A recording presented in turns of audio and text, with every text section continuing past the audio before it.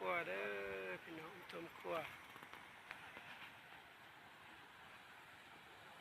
เมื่อกี้มูนก็ลองคิดกัน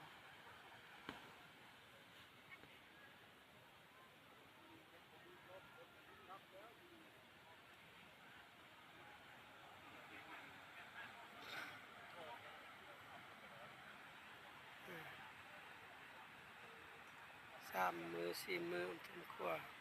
ตายมอยทางท่านทำตำรวจรถช่วยนะมันบอกว่าท่านตำรวจรถช่วยนั่นนี่นะกำลังจัด